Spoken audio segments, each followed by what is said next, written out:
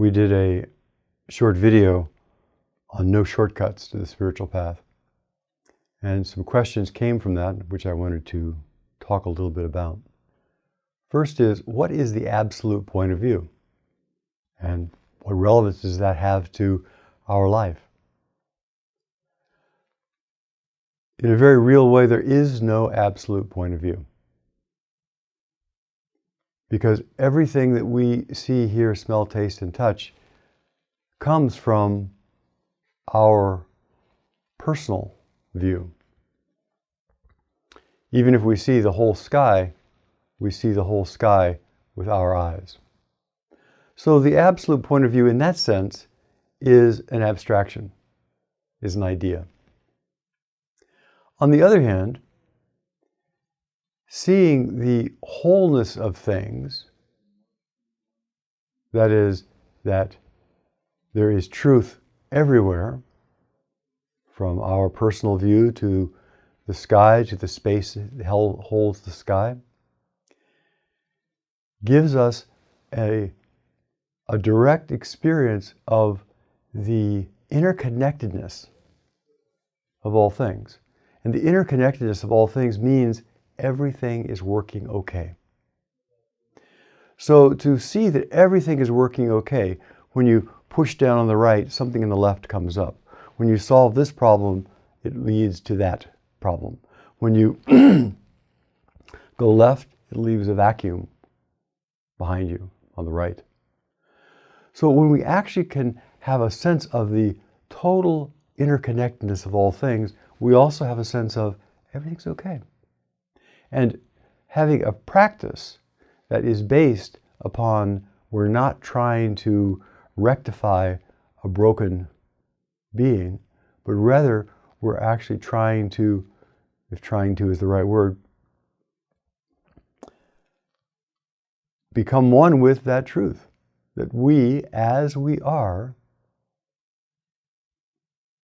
is an important part of the universe, an important part of this world.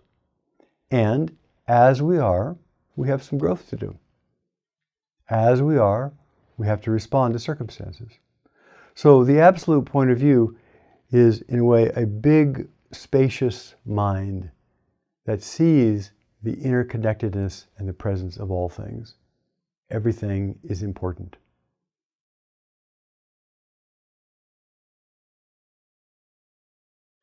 There is the realm of experience, that as we practice the spiritual path, we do have insights, tastes,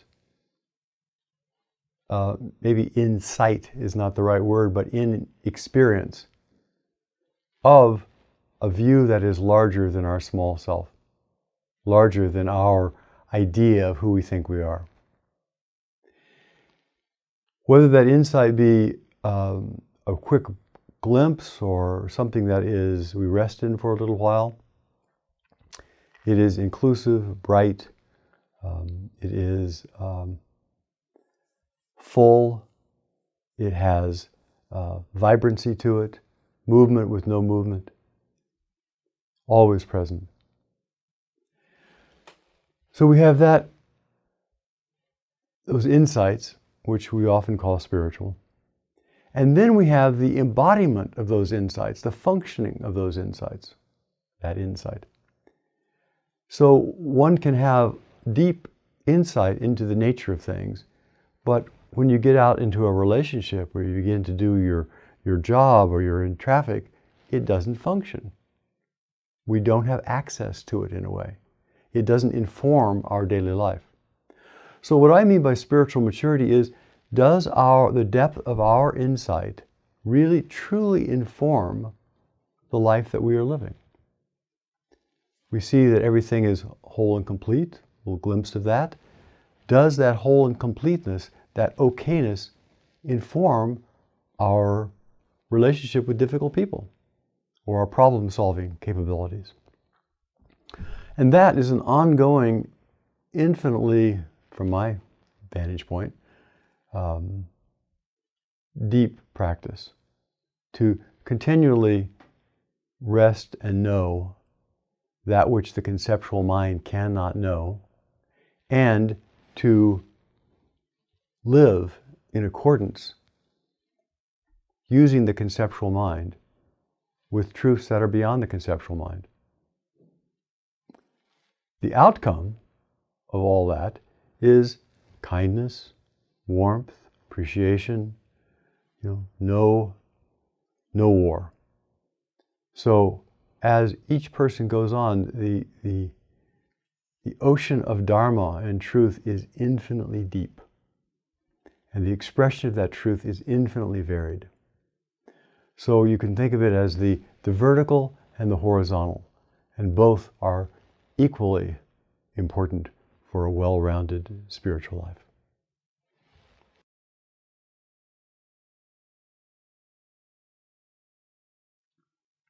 Often when we grow up in a culture, we of course embody that culture. We learn the language. We embody the view of the particular culture, of the particular human situation that we were in. And much of that early enculturation has to do with shoulds and oughts. Here's the way the society works, and you should. Here's the way that you can get along in society. You ought to do this or that. Which, if we don't know those social mores, if we don't know the way society works, how money works, how institutions work, how relationships work, we have some very important investigation to do. On the other hand, as we practice on the spiritual path, the emphasis begins to shift from should and ought. I should experience a particular thing, there's a particular state that's so much better, into the gift of what we already have, the gift of this moment, the gift of this body. The foundation of this body is a gift. How did we end up with this shape? How did we end up speaking this language? How did we end up with this technology? We can trace it back infinitely. We can trace it out infinitely. So when we actually look at what we have already, it's a mystery. And being a mystery, it's like someone has given us an anonymous gift, a precious gift, a valuable gift. And we don't really know where it came from. We don't really know its origin, and yet we have this gift. And it's not about should or ought. It's about appreciation, about gratitude. So as we progress on the spiritual path, we not only learn how to deal with the social and relational intricacies, cultivate those skills, but the sense of appreciation, gratitude, warmth, love becomes ever more a ground of being and begins to infuse the rest of our life. So may your life be infused with loving kindness.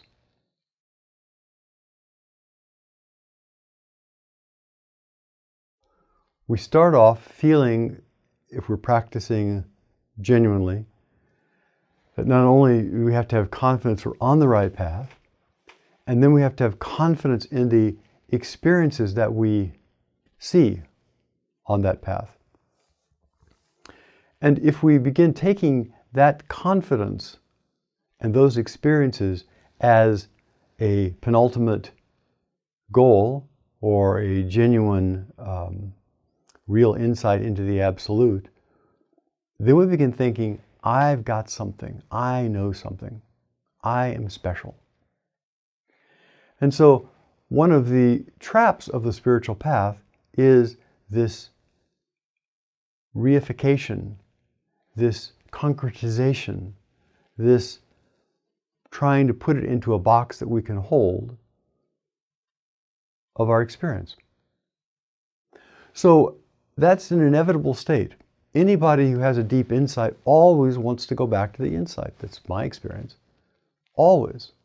And they often always have a period of time when there's hope. If we just figure out how it happened the first time, I can make it happen again. So, inevitable stage. However, if we continue on in practice and we begin to realize we never have the same experience twice, then our view begins to loosen. We begin to feel less like I am right. But isn't it interesting that I alone have this experience? And wow, everybody else has their own experience. To realize that wisdom is not located any place and every single person is wisdom, we begin to relax. We begin to respect other people.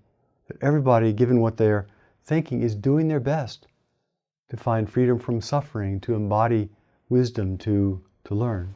So one stage of the spiritual path is to relax and have that sense of appreciation.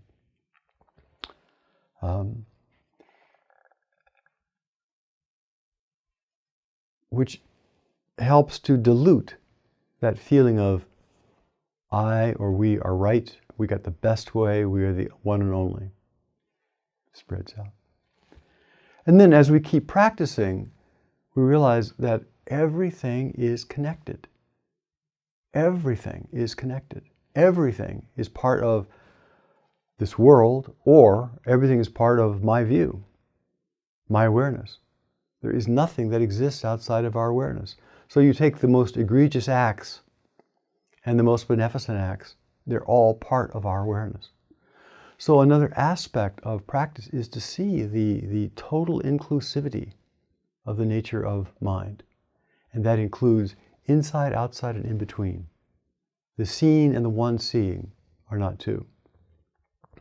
Another aspect, another stage as you were, is that when we actually look into experiences like hands, we realize the hand is felt in the hand. The hand is felt in the hand. The foot is felt in the foot. There is no seer or feeler of the hand. The world is experienced in the world, and the world experiences the world.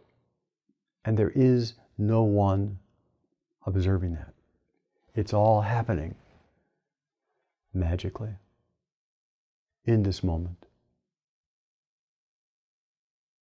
as a gift. And then to see that it's all a magical gift of this moment, we still have to learn how to deal with money and relationships and, all the stuff of the human condition. So spiritual maturity, from my vantage point, is an endless, ongoing process that takes as long as it takes. One of my friends says, it's not over till it's over. And trying to look at, is there an edge to the boundless mind? Kind of hard to see. So please have great confidence and keep on being curious. Keep on looking into the nature of mind, the nature of reality, the nature of your life.